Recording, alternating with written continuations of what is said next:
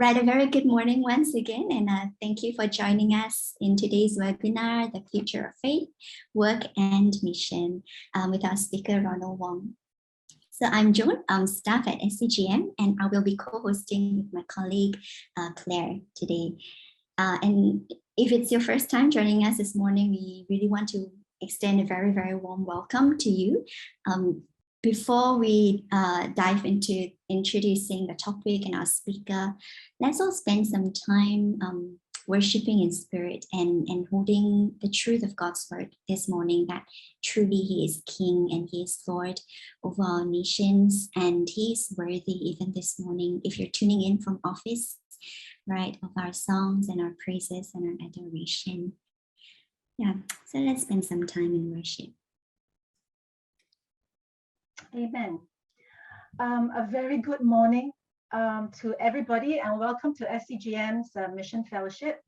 We are delighted to reconvene after a month's break in June. And in today's fellowship, and together with the next 4 monthly meetings, we pray we will all grow in our understanding of God and missions as we learn together.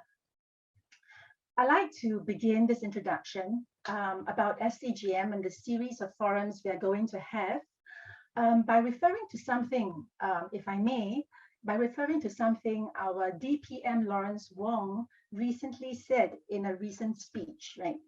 He talked about something called the social impact and how we need to review and refresh Singapore's social compact. Oh, I said social compact, that's right. And what is a social compact? It is a shared understanding of how different groups in society relate with one another, having a shared understanding of the role that each group plays and how each group can value add to society as a whole. And renewing social compact is particularly important in our changing contexts and circumstances. And, you know, this whole question of rethinking, reinventing ourselves is a subject matter that I hear is being discussed in several even global roundtables as well. You know, if you have been following the World Economic Forum 2022, you would have heard several insightful dialogues on key issues pertaining not just to economy, but life in general in our changing world today.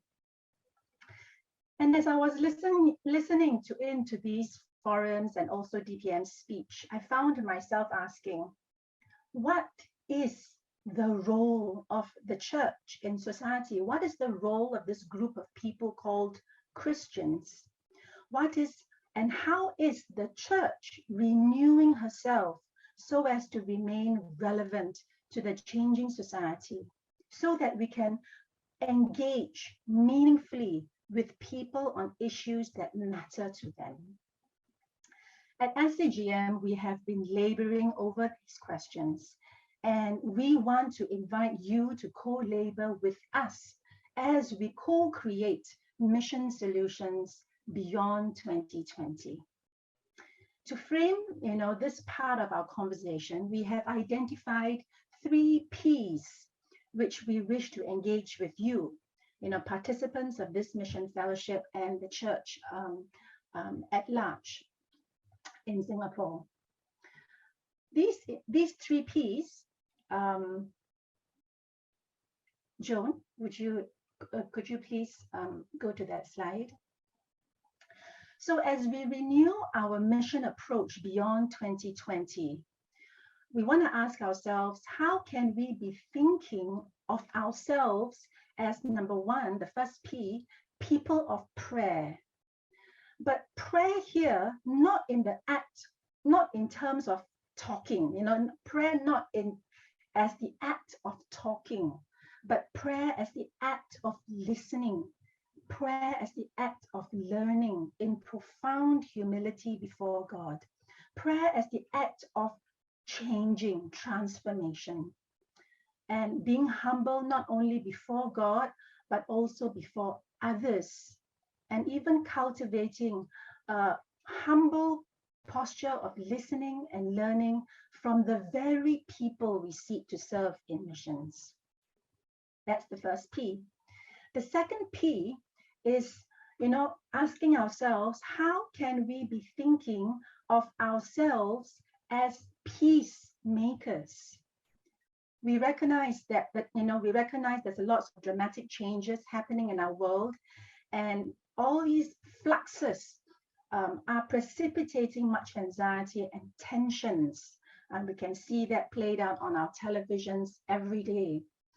And so the question is, how do we bring peace in mission in our increasingly fragile world? How, as we bring and live out the gospel, how do we exude peace even in the manner that we do missions? And finally, as we renew our mission approach, how can every disciple of Christ be mobilized as mission practitioners? So that's the third P, practitioners.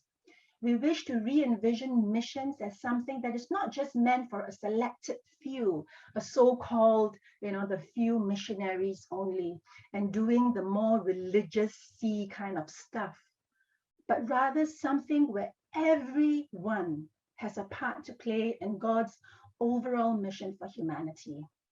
We wish to ask the question, how can every disciple of Christ be unleashed for the kingdom of God?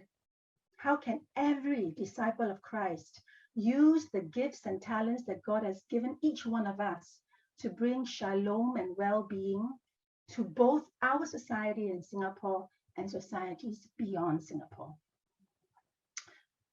And for this morning and for this second half of the year, the third P is what we are going to focus on, being mission practitioners.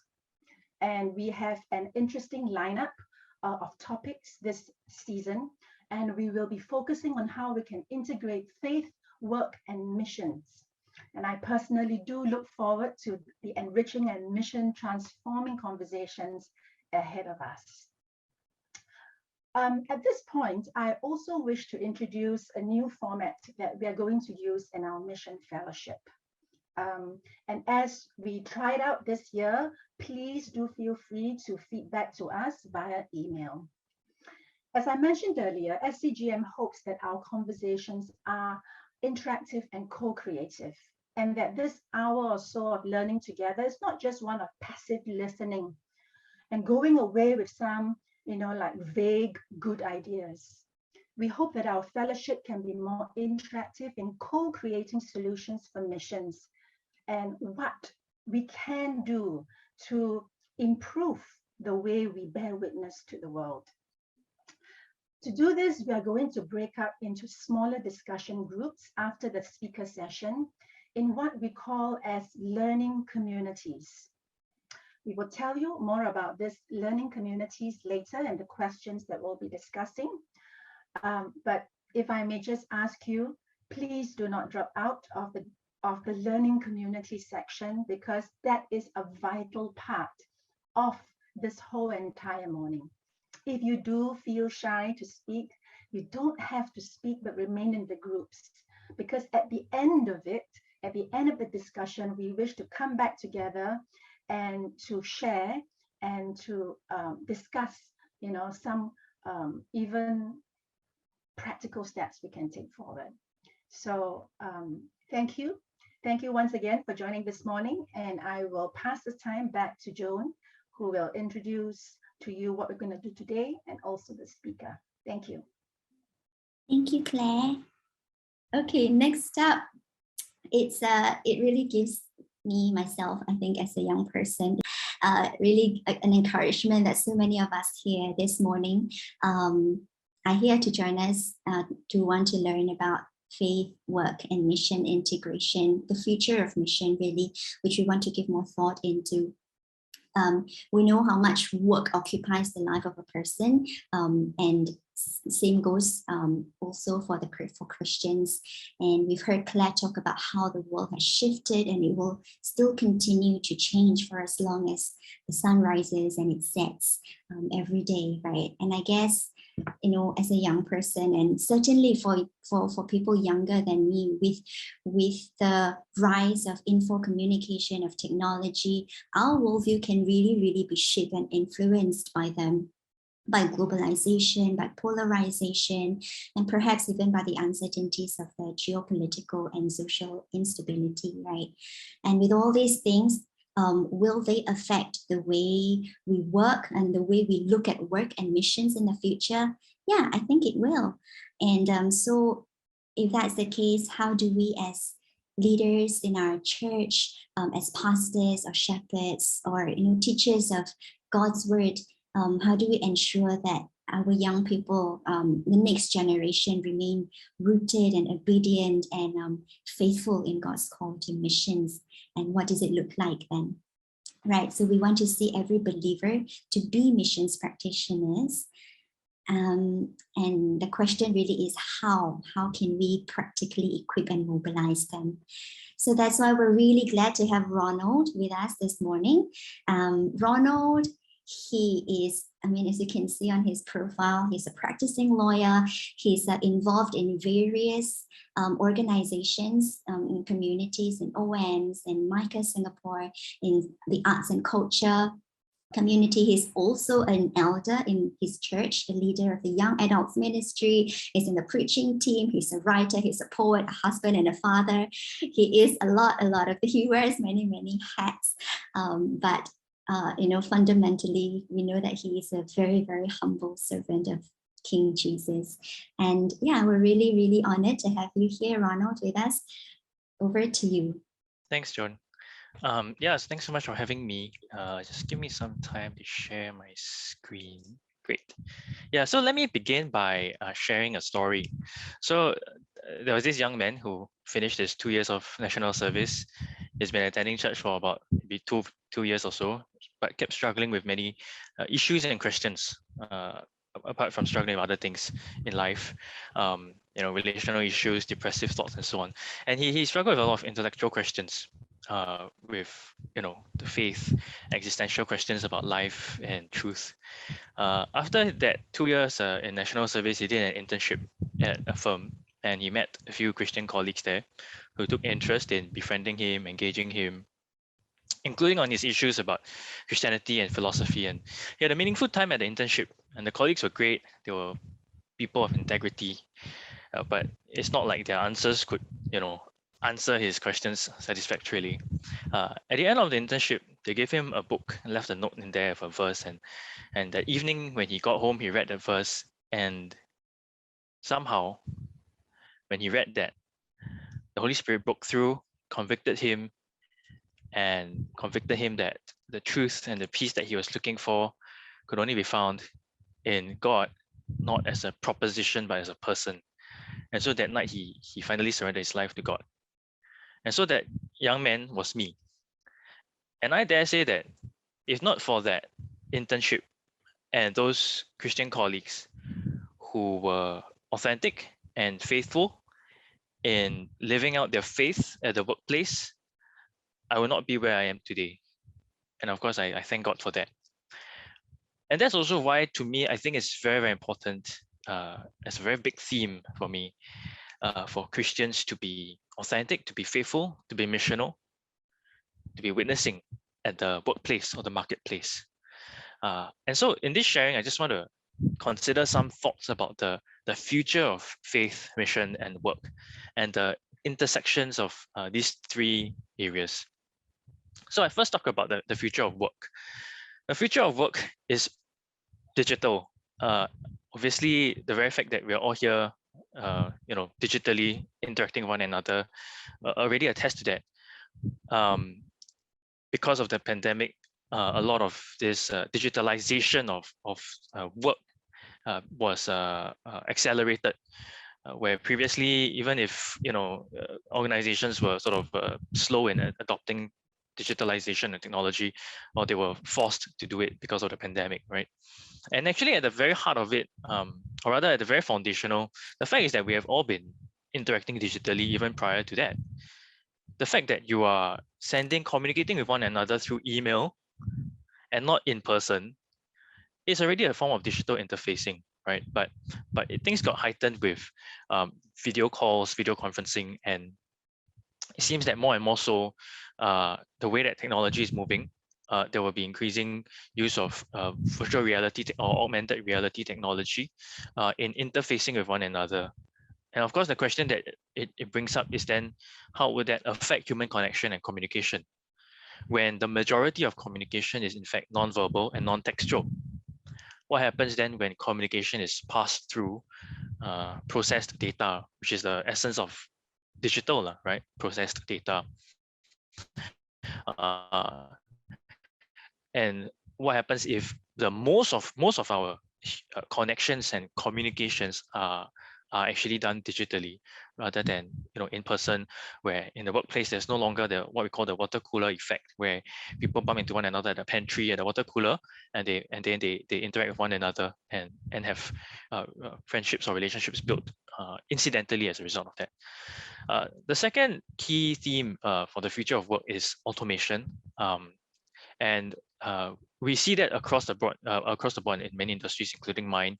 And as a lawyer myself, I work with many different industries, from the very traditional ones to obviously I work with a lot of young startups, a lot of tech companies, and so I see across the board there's more and more of this taking place, right? Automation.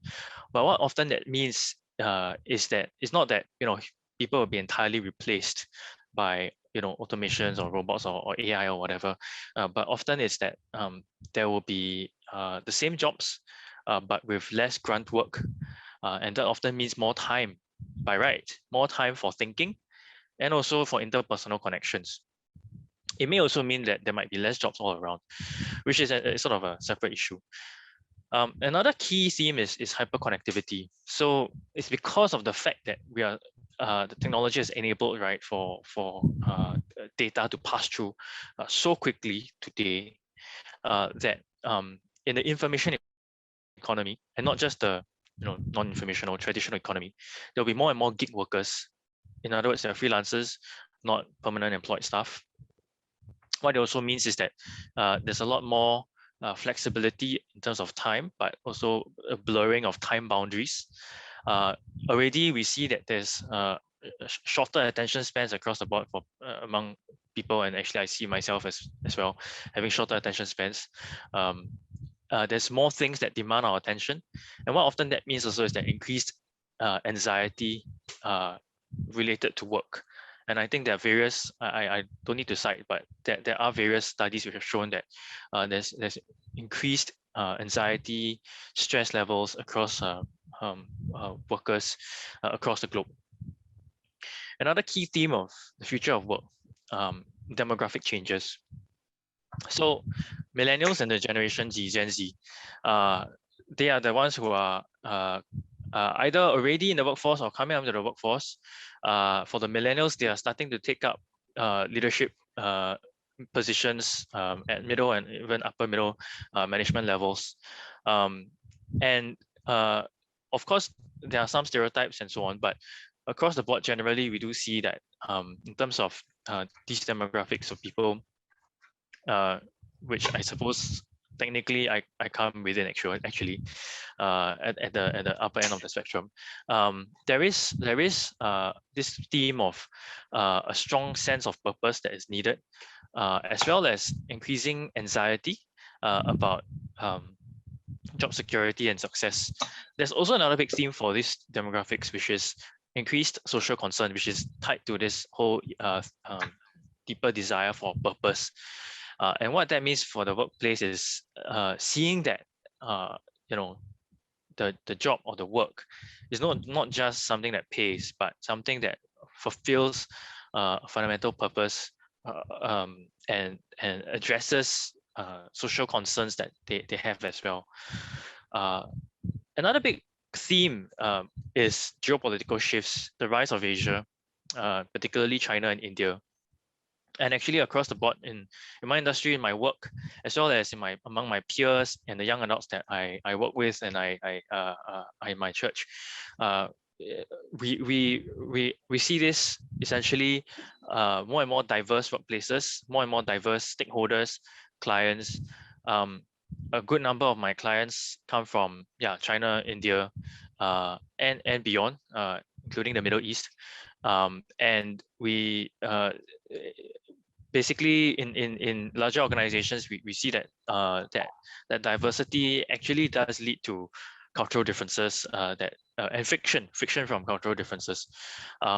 So my peers and my young adults, they tell me about, they used to work with organizations where their colleagues or bosses were from the West, usually white, but then when they moved to a new job, hey, the management and bosses were from, they are Chinese, meetings are in Chinese, the way they do things are Chinese, or Indian or whatever, and it's very, very different. And so what does that mean as well, for faith missions and work?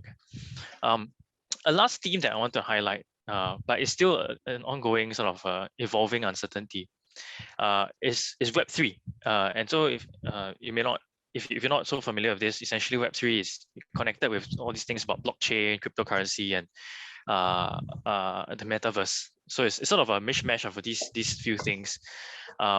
It's currently still an uncertainty, but my own view is that it is not going to go away, and most likely these things will stay for the long term. It's a question of when and how. We'll see that, I think,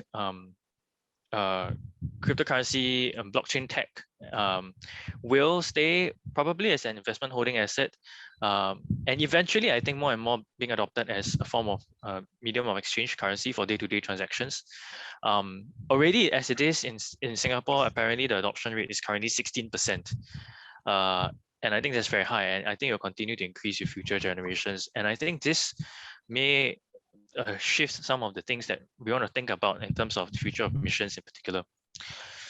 So with that sort of backdrop, and I think many of us are very familiar with these things that I've talked about. It's just that it's a very slow brew, a very long process of these things evolving, and it's really a matter then of, like, maybe in a year or so, if you're not consciously reflecting on it, you'll see that it's really taking up more and more, or taking over more and more of our workplace experience or marketplace experience.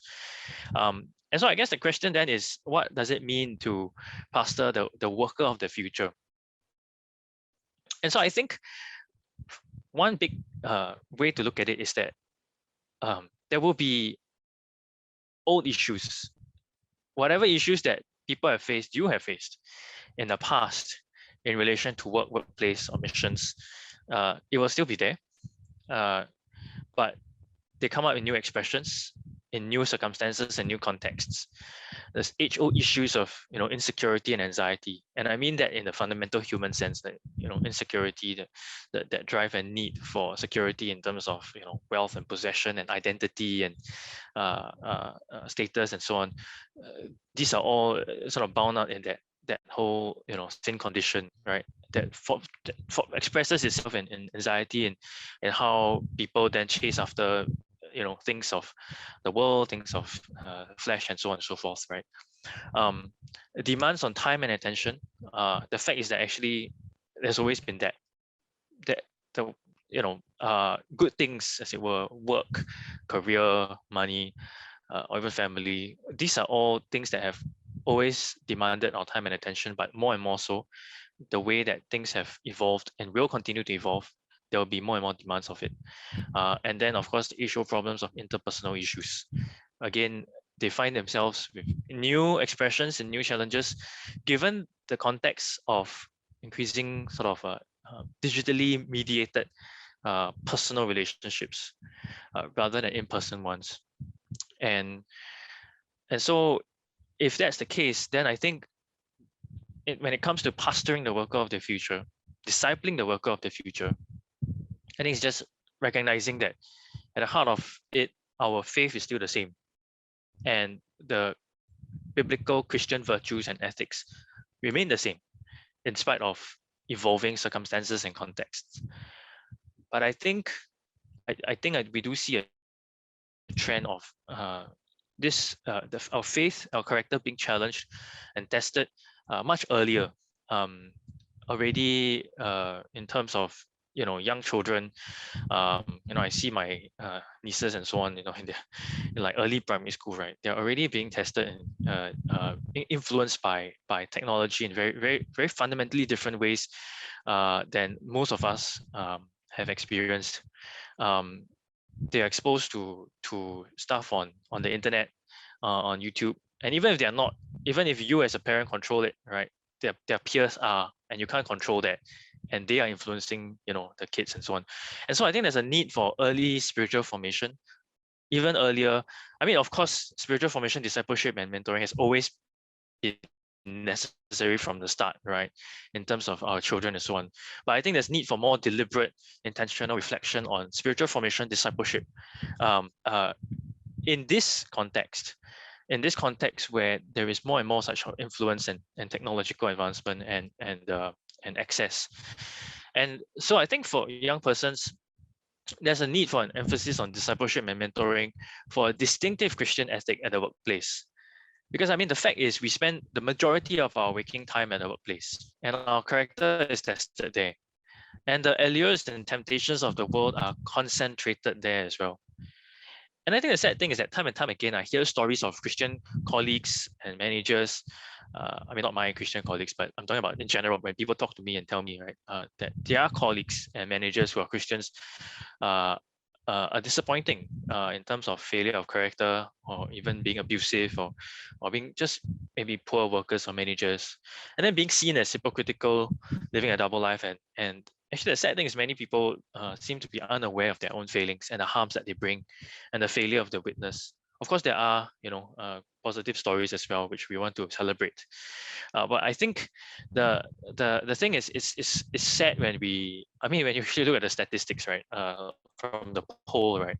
Just now, I don't have the numbers. I can't recall the numbers, but the bell curve, as it were, seems to be more weighted towards less of that exposure and discipleship or discussion and dialogue on discipleship about specifically workplace and marketplace in church. And I think that there's really a strong need for that, because we need to really talk about what it means to be a Christian at the workplace. And I think we need to be specific about it. I think we need to be very critically self-reflecting about it, because it's fundamentally about our witness in the place where we spend the largest amount of time in terms of a single block of our life. And I think another major thing that we need to then also think about is really having intentional clarifying of worldviews and values in the light of competing cultural voices on culture and social justice. I think this is a trend that is connected to the technological and the connectivity advancements that we have seen. A lot of the so-called cultural movements that we have seen have become much faster, more influential because of social media. Social media has fundamentally changed this. Even when during the time of internet, the fact is that there was not a concentration of platforms where there's a concentration of voices, where such movements and so on are able to amplify that voice. But with platforms like principally social media and so on, what that means is that a lot of our information, news as it were, and the diet of our media consumption comes through these concentrated platforms, mediated by algorithms which play on certain of our tendencies, which create echo chambers. And what that means is that we are being shaped. We are being formed by a monopoly of these things which are actually not within our control. And these things that are shaping us and forming us are not necessarily, in fact, they are not biblical. And often, a biblical worldview and biblical values it needs to be clarified. We need to constantly be reflecting. We need to constantly be having a dialogical engagement with one another in communities, like communities of learning, in our faith communities, to really appreciate and to see our own blind spots. And I think in the workplace context, what it also means is that I think we need to have deeper communities within both the local church as well as in the parachurch setting, in particular industry and professional fellowships. Because I think there's a need for fellowships I mean fellowship in the, it's not the come together and have coffee to just chit chat, but fellowship in the sense of really sharing, partnership in faith, in gospel, in mission, in work. And the fellowship of set apart Christians, workers in increasingly challenging workplace environments, so that there can be mutual encouragement, mutual inspiration, and mutual reflection on ethical challenges in our respective workplace, in our work, and as well as in the industry that we are part of, or occupation or profession that we are part of. And for me, I've been very blessed to have that as a lawyer, right? We have a Lawyers Christian Fellowship, and from my uni days, I was leading a prayer group. We when we transited to our then what we call the bar course, bar exam course, part B, and then to the early years of our working life, that prayer group was a very supportive fellowship that was necessary for us to really encourage, inspire, and share the issues that we grappled with. So that's one example. Another is currently there's this group that currently it's on a WhatsApp group with some regular meetups, both in person and on Zoom, Christians in blockchain and crypto space, which I'm a part of. And it's great because we we share both reflections on the issues that we see in the ecosystem, as well as the broader crypto culture or related culture. And we also see and hear stories, inspiring stories of some of our fellow Christians, brothers and sisters, living out their faith. They are like sharing their faith, witnessing, praying with non-Christians, non-Christian investors, non-Christian other stakeholders in the space, in the crypto space, the blockchain space, and that's encouraging and inspiring, and it helps us to constantly keep coming back to remembering, what we're here ultimately to be and to do. So I think those are very important. Now, I think within the local church setting, I think we also need to think about as a local church what it means to pastor, disciple, mobilize each of our members to be missional at the workplace. Again, I can't emphasize enough, right? I mean, if our members in our local churches are spending the most of their time as a single block in the workplace, then surely what it means is that if they're living out their faith in the workplace, they are being ambassadors for Christ in the workplace. So what does that mean in terms of that pastoring, discipling, and mobilizing, right? And so I think when it comes to this, some questions I want to pose, right, is first, what's the language we use when it comes to referring to this, right, to our members at their workplaces? Do we use the language of being missional or even missionaries, being missionaries? Well, are we just saying, just this is your Christian faith and just live it out wherever, which is true, but we need to have a focus and even a very clear terminology about what it means to be missional in the workplace. And then I think second, inspiration. What are the stories that are being celebrated? Because I think the fact is that in most of our churches, as far as I'm aware, and I've visited quite a few churches when I go to speak in various churches, the stories that are still being celebrated, which are good, right? The stories of basically cross-cultural missionaries, and I mean, of course, we want to respect them, definitely. But I'm not saying that we don't, celebrate those stories. I'm just saying, can we also celebrate other stories of people who are missional in their workplaces, whatever that means, and really using that as stories for us all to learn from and emulate.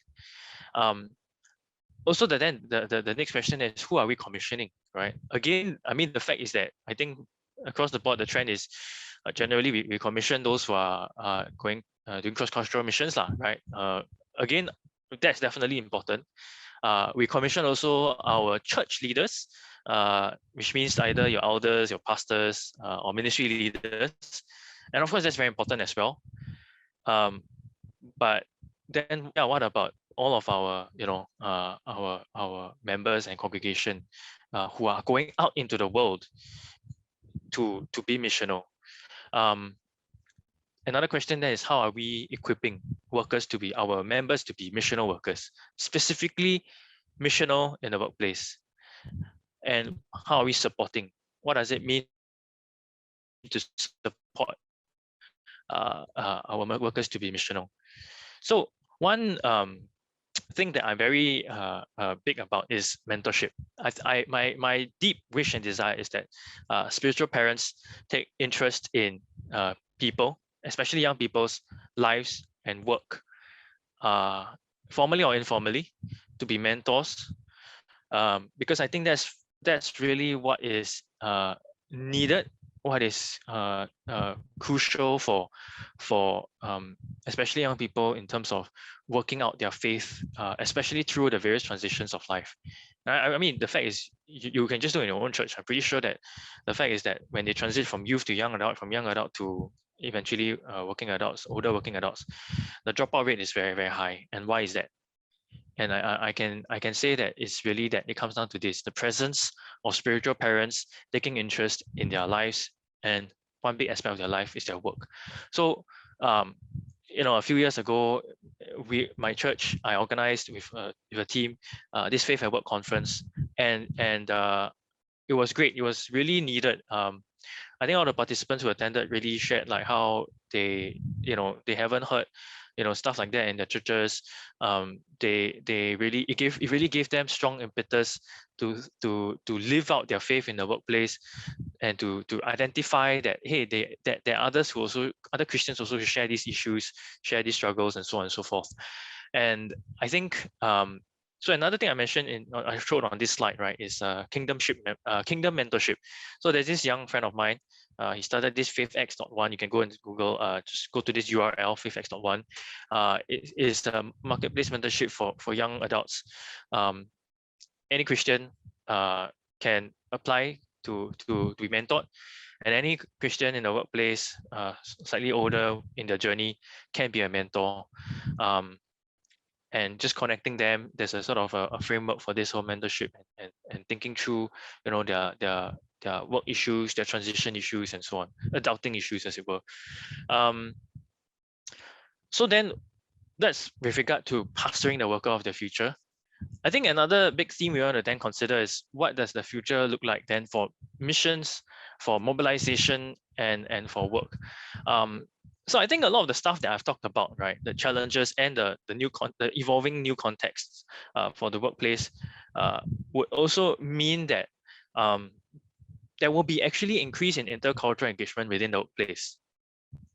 So I shared earlier, right, my peers, my young adults, they are in fact actually constantly engaging with colleagues, stakeholders from all over the world on a constant basis. In the past, it may be that, yeah, you're in Singapore in the office, and there may be some expat colleagues. Yeah, sure. But now, actually, it's a constant feature that you're actually working with teams from Vietnam, Indonesia, China, India, and Western nations as well. And what does that mean? What does that mean in terms of intercultural engagement? What does that mean in terms of our missional engagement with people from other cultures? And I think there's, at the baseline, I think there's really a even stronger need to really learn about, to have increased cultural awareness. I mean, for me, in terms of my own practice, that's something I have to learn on my own. Interacting with people, clients, and so on from all sorts of different cultures, and also picking up on language abilities as well. I mean, my Chinese is terrible, even though I technically have A2 in higher Chinese. But when it comes to like speaking Chinese, like I kid you not, I really need to bring my colleague in to just translate and interpret, right? But so I mean, the fact is that at the very, very baseline, that cultural awareness and language abilities are these things, right, that we really need to survive, right, in a new new workplace, let alone being able to really be competent in being missional in the workplace. And it's not very different then, right, from a missionary, right, from a cross-cultural missionary who has to learn these things as well, right? When we send somebody abroad into a new environment, they learn these things as well. In fact, the fact now is that all of us have to learn these things. I think another big thing is then really we as a universal church really need to have more examples from leaders and people who have gone ahead in the journey, and I assume most of you are in this category.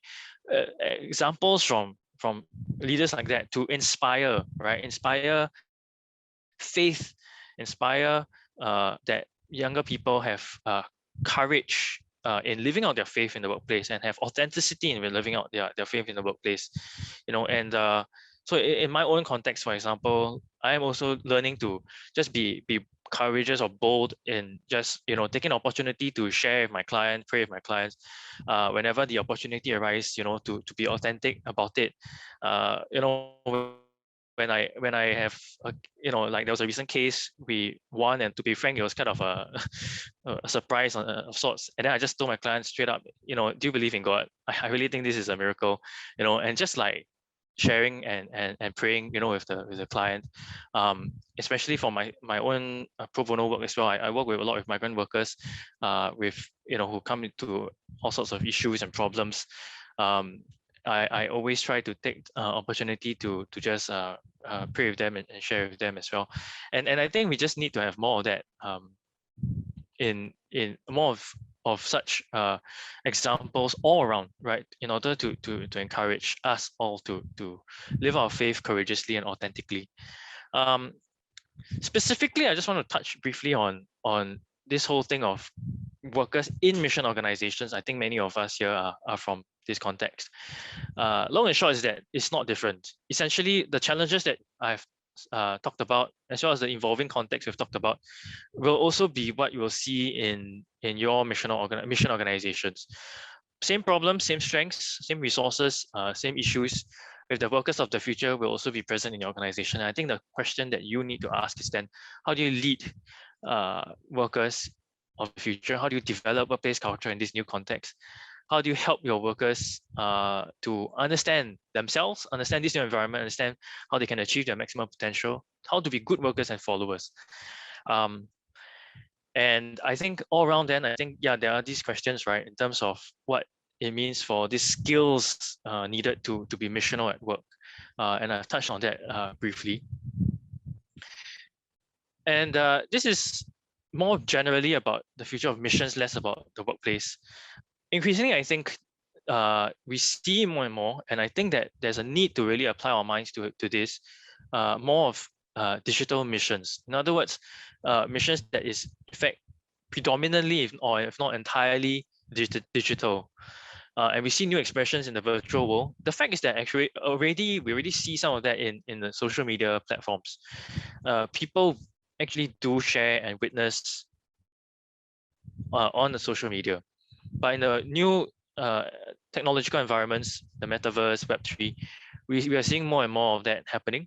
There are stories of people engaging digitally, others, non-Christians, life on life, and in fact doing Bible study online, on the metaverse, on Discord, in their digital communities that are relating to Web3 and crypto, and there's a space that's very ripe for that, because I'm not sure you're aware there's now a crypto winter and people are losing a lot of their money and assets, and people are all like really depressed, and that's really the time where there is need for ministry. And we see some of the people that I've spoken with, they are in that space doing that, with their other stakeholders in this space who need that ministry.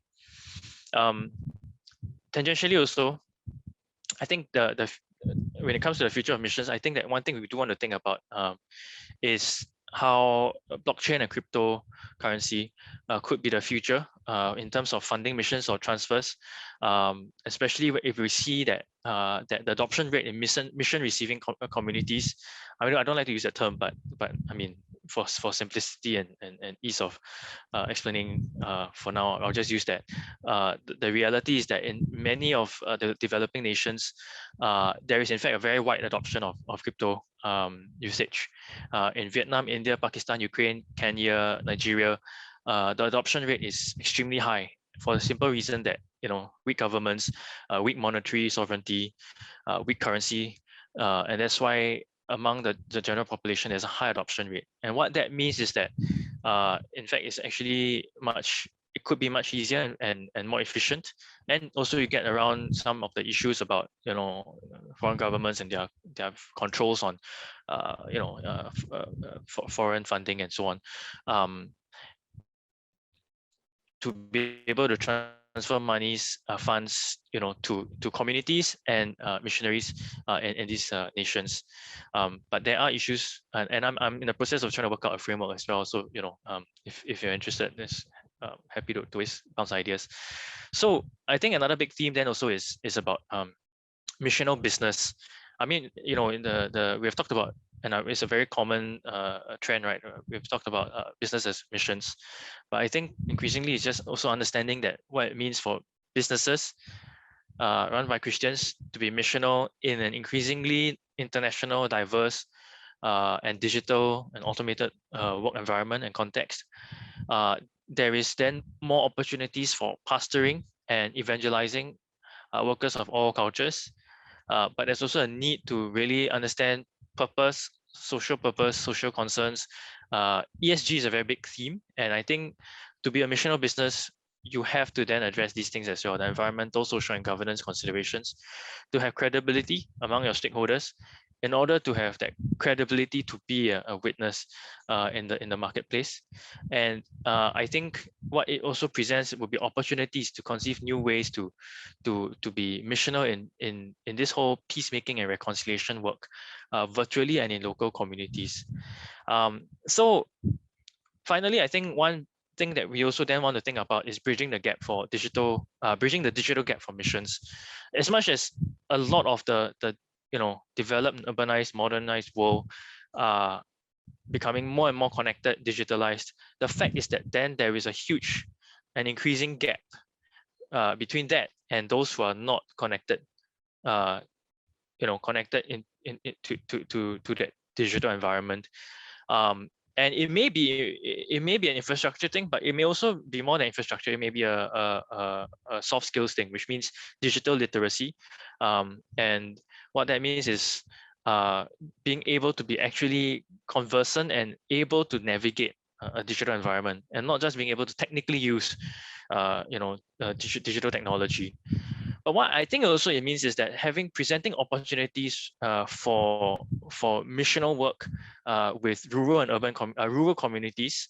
We already see, I think some organizations getting refugees in certain environments and communities, rural communities, to skill them, to upskill them, and to do work remotely that is actually from, say, Singapore. There are stories like that, right? And it creates great opportunity for that missional engagement, for that whole witnessing and pastoring of these persons from rural communities. And I think the thing is that we need to just be constantly thinking about these opportunities that this new environment presents. So I think in summary, I think essentially it comes down to this: let us impart age-old values. Let us inspire faith in the younger generations. Actually, even the older ones as well. We all have much to learn from one another. And I think when it comes to living that out practically, I think one key thing is really be a spiritual parent, or for that matter, be a spiritual child, right? Mentorship, walking with, and learning from one another in this constantly evolving environment. So that's all I wanted to share. Thank you. Thank you. Thank you, Ronald. That was packed with very thought-provoking ideas as well. We actually have I think with Ronald's agreement as well, we actually scrapped our Q&A session because we think that the ideas that has been shared is not too difficult to internalize. But what we wish to do is spend time to process what has been shared and to discuss, to critically reflect and discuss and explore how we can actually translate some of these ideas into practical steps that we can begin to work on within our communities. So may I ask you to all click onto the, Joan, could you please put on the Google link? So there's going to be a shared Google Drive, Google document, and we would want to encourage you to put out your thoughts onto this shared platform. The idea is that this shared Google document will be always made available. It is always there. As long as all of you have the link, you can always get into it. You can interact on it. You can continue to put ideas on it. And from here, we can also begin to have ideas on to how to carve our future mission fellowships as well. We hope to pick out ideas and subject matter that are relevant to you as well. So please click onto this. Later on, as you go into your group discussions, please put them in this document. I'd like to refer to you to the question that we are going to discuss. It is a broad question, but as you can see, the highlighted word there is practical. To discuss some practical ways in which you, your church, your small group, your community, at workplace, or wherever you are, what can you do to disciple, equip, and mobilize? I mean, these three words, I thought, Ronald, if I may just, at least in my mind, that framework, how do we disciple the mission practitioners of the future? How do we equip them? How do we mobilize, all right, disciples for mission practice? And may I ask you that as you do these discussions, try to go deep. I mean, yes, we don't want just to skim through some brainstorm ideas, but we would like to invite you to go deep. So you don't have to pick up every single thing. Pick up something, a few ideas that Ronald mentioned. It could be, how can we, in our discipleship process, how can we have more critical reflection and dialogical engagement rather than just a monological kind of one-way kind of teaching, especially discussing on controversial and sensitive issues like clash of values. So for example, also like when we talk about one of the things he mentioned is an intercultural engagement. How can we include that in our teaching curriculums? So can you, so go deep into it. And if different groups can go deep on different things, then we will have a real nice repository of ideas that we all can access to and work on. Yeah. And also I need to emphasize also like what Ronald said, practical ideas on how we can celebrate marketplace practitioners and not just full-time missionaries. I mean, I served as a full-time missionary before, and I completely agree with what Ronald has shared, right? That we need to be celebrating the 95% of our church members who are in the mission field from 9 to 5.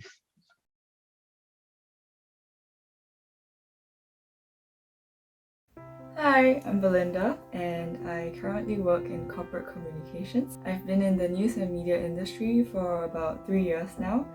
Hi everyone, this is Eugenia, and I cover sustainable finance at Standard Chartered. I've been working for over 15 years now.